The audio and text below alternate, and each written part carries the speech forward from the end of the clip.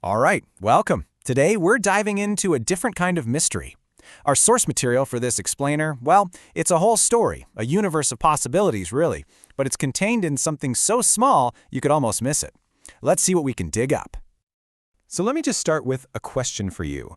What kind of story can you really tell with just 2 words? I mean, think about it. It could be a name, a command, an idea, but how much can you actually know from a tiny little fragment of information like that? And this, well, this is our entire source material. Yep, the whole thing. Just 2 words, all lowercase. Jim Curtis. That's right. Those 2 little words are our entire case file. So we're not just going to explain a source today. We're going to have to investigate it. You know, like a clue left behind at the scene of a crime. So, let's really think about what we have to work with here.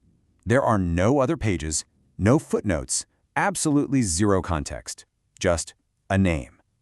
Our challenge is to figure out what kind of story we can build from only this. Okay, so let's put on our detective hats and start dusting for prints. What does the evidence, these 2 words, what do they actually, factually tell us? Let's break it down. In the What We Know column, we've got maybe 3 concrete facts. We know the words are Jim Curtis, we know they're lowercase, and we know the file name. But the What We Don't Know column? Oh boy. It's literally everything else. Who is he? Why does this document even exist? The gap between the data we have and what it all means is just massive. And this really highlights a core principle of how we do things here. The source material is our entire world.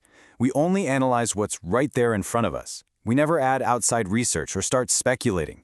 We have to stick to the facts on the page, no matter how few there are. So that brings us to the big question, right? Based purely on our source, the words Jim Curtis, what definitive conclusions can we possibly draw? Can we say anything meaningful at all about this person?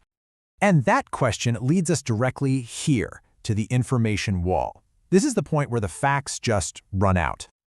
I mean, look at it, laid out right here. On the left, you have everything the source tells us. On the right, just a tiny sample of the questions that are left unanswered. We have a name, but we have no identity, no story, no idea why this matters. We've hit a brick wall. We have reached a total dead end. There's simply nowhere else to go. Answering any of those questions on the right would just be pure guesswork, and that would be making up a story, not doing an analysis. And we stop because of one fundamental rule. Never add information that isn't in the source. And that's not a weakness. It's our commitment to being intellectually honest. It's how we make sure you're getting a true look at the material itself, not just our own opinions. So at this point, you might be thinking, okay, so what was the point of all this? And that brings us to our final section, the case for context, and the real reason we took you on this little investigation. Because the point of this whole thing was never actually about finding Jim Curtis. The point was to show you, with crystal clarity, why we can't. It was an exercise in demonstrating just how crucial context really is. You know the process we just went through? That's the method we use every single time.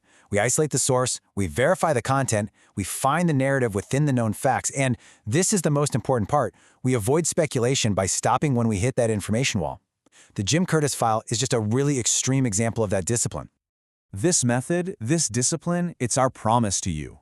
Our goal isn't to pretend we have all the answers. It's to give you a clear, honest understanding of what the evidence can tell us and what it can't. We're here to deliver clarity, not conjecture. So what's the big takeaway from all this? Well, it's that information without context is just noise. Jim Curtis is noise. Assumptions, they are the absolute enemy of real understanding. A truly reliable source, or a reliable analysis, is always honest about its own limits. And it teaches you that sometimes the most important question you can possibly ask is, what don't I know? So I'll leave you with this thought. The next time you're scrolling and you see a name out of context or a shocking headline or just a single isolated fact floating around, what will you assume? And maybe more importantly, what will you question? Thanks for joining me.